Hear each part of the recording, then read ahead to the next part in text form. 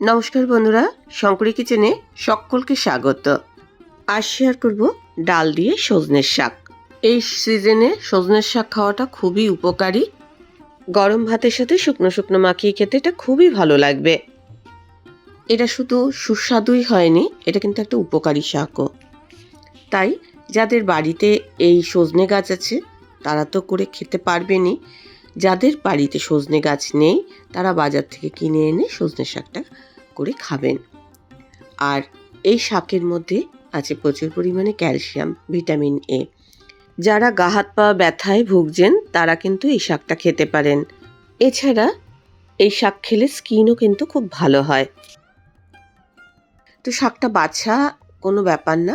শাকটা এরকম পাতাগুলো টেনে ছিঁড়ে নিয়ে তারপর যদি ডাঁটি থাকে তাহলে উল্টো দিক করে টানলেই শাকটা ছেড়ে যাবে।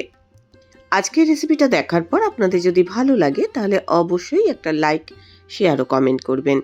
বেল আইকন সমেত আমার চ্যানেলটা সাবস্ক্রাইব করে আমার পাশে থাকবেন। বেল আইকনটা ক্লিক করা থাকলে আমার যে কোনো রেসিপি বা আমি যাই আপলোড করি না কেন সবার আগে নোটিফিকেশন আপনার কাছেই পৌঁছে যাবে। দেখুন, একটু করে টান দিলেই কিন্তু শাকটা ছেড়ে যাবে। আর শাকটা খুব ভালো করে বেছে নেবেন, কেননা পোকা থাকতে পারে। আর শাকটা খুব ভালো করে ধুয়ে তারপরে আমি রান্না প্রসেসিংয়ে আসব। রান্না করাটা খুবই সহজ। শাকটা বাছা হয়ে গেছে, এইরকমভাবেই রান্নাটা করতে পারবেন। আর এই যে শাকটা আমি মুসুর ডাল দিয়ে করব, সেজন্য আমি হাফ বাটি মুসুর ডাল নিয়েছি। ডালটা ভালো করে ধুয়ে নেব এবং শাকটাও ভালো করে ধুয়ে নেব।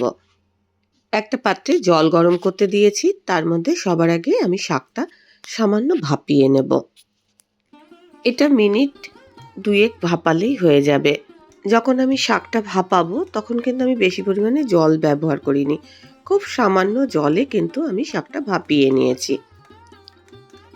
শাকটা আমি আলাদা করে নিয়ে নেব। শাকের জলটা আমি ব্যবহার করব না, তবে জলটা আলাদা করে ছেঁকে খেয়ে নিতে পারেন। দেখুন, খুব অল্প জলে আমি কিন্তু এটা ভাপিয়েছি।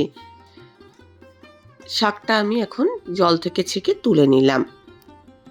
দেখুন, খুব কিন্তু সেদ্ধ করিনি, জাস্ট এর বুনো গন্ধটা চলে যাওয়ার জন্য আমি ভাপিয়ে নিয়েছি। তবে কেউ চাইলে না ভাপিয়েও রান্নাটা করতে পারেন। এবার আমি মুসুর ডালটা সেদ্ধ চাপিয়ে দিলাম। ডালটা সেদ্ধ করার সময় খুব বেশি জল দিয়ে কিন্তু সেদ্ধ করবেন না। আর সেদ্ধ করার সময় আমি নুন দিয়েই সেদ্ধ করছি। সঙ্গে দিচ্ছি হাফ চা চামচ সর্ষের তেল। এটা সেদ্ধ হোক, ততক্ষণে আমি বাকি কাজটা সেরে নিই। কড়াইয়ে আমি 1 চা চামচ মতো সর্ষের তেল গরম করে নিলাম। শাকটা আমি মশলা দিয়ে একটু সাঁতলে নেব। এই সময় তেলের পরিমাণ কিন্তু বেশি দেবেন না, তাহলে শাকটা বেশি তেল তেল হয়ে যাবে। 2-1 মিনিট তেলের মধ্যে নাড়াচাড়া করে তারপরে আমি এর মধ্যে দিয়ে দিচ্ছি 1 চা চামচ জিরের গুঁড়ো, আর দেবো হাফ চা চামচ ধনের গুঁড়ো, সঙ্গে দেব হাফ চা চামচ হলুদ গুঁড়ো। ভালো করে আমি এই মশলার সাথে মিশিয়ে নিলাম। আর এটা 2-1 মিনিট এরকম কড়াইয়ের মধ্যে নাড়াচাড়া করে নেব। মশলাটার গন্ধ যাতে কাঁচা কাঁচা না থাকে সেরকমভাবে একটুখানি নাড়াচাড়া করে আমি এটা আলাদা পাত্রে ঢেলে রেখে দিচ্ছি। এটা আমি রান্নায় ব্যবহার করব, পরে ব্যবহার করব, কখন কোথায় সেটা আমি দেখাচ্ছি। এদিকে দেখুন, ডালটা ভালোভাবে ফুটে উঠেছে। ডালটা কিন্তু নুন আর কাঁচা তেল দিয়ে সেদ্ধ করলে ভালোভাবে সেদ্ধ হয়ে যাবে। এবার দেখুন, ডালটা কিন্তু ফাটা ফাটা মতো হয়েছে। এইরকম ফাটা ফাটা মতো যখন হয়ে আসবে তখন আমি এই যে মশলা দিয়ে কষানো শাকটা এর মধ্যে অ্যাড করে দেবো। ডালের সাথে এই শাকটাও কিন্তু ভালো করে মিশিয়ে নেব এবং ফুটিয়ে নেব। হাতা দিয়ে একটু নাড়াচাড়া করে ঘেঁটে দেবেন যাতে ডাল আর শাক দুটো একসঙ্গে মিশে যায়। ডালের সাথে শাকটা যখন ফুটবে তখন শাকটাও কিন্তু ভালোভাবে সেদ্ধ হয়ে যাবে। কড়াইয়ে আমি 1 চা চামচ মতো সর্ষের তেল গরম করে নিলাম, তার মধ্যে 2 শুকনো লঙ্কা ফাটিয়ে দিয়ে দিলাম। এই রান্নায় আমি রসুন ব্যবহার করছি, এখানে 2 রসুনের কুচি দিয়ে দিলাম। রসুনটাকে আমি লাল লাল করে ভেজে নেব। রসুনের গন্ধ এই রান্নায় ভালো লাগবে, তবে যারা রসুন খেতে পছন্দ করেন না বা খান না তারা রসুনটাকে স্কিপ করবেন। এবার আমি 1 চিমটি 5 ফোড়ন দিয়ে দিলাম। তেলের মধ্যে ভালো করে আমি ফোড়নটা নাড়াচাড়া করে নিচ্ছি।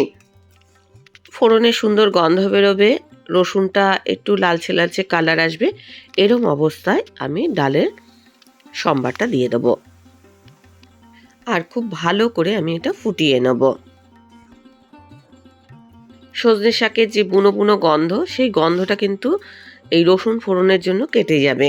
এই সময় একটু চেখে দেখবেন, নুন যদি প্রয়োজন হয় আবার একটু নুন অ্যাড করে দেবেন।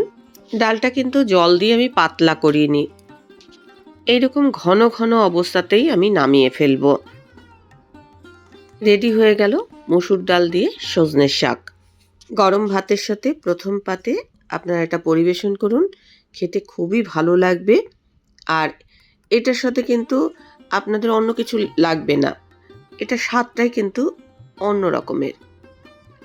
রেসিপিটা ভালো লাগলে অবশ্যই একটা লাইক দেবেন, প্রচুর প্রচুর শেয়ার করবেন। আমার চ্যানেলটা ভালো লাগলে অবশ্যই সাবস্ক্রাইব করে আমার পাশে থাকবেন। আজকের রেসিপি এই পর্যন্ত, দেখা হবে নতুন কোনো রেসিপি নিয়ে নতুন কোনো এপিসোডে। এতক্ষণ আমার সঙ্গে থাকার জন্য অনেক অনেক ধন্যবাদ।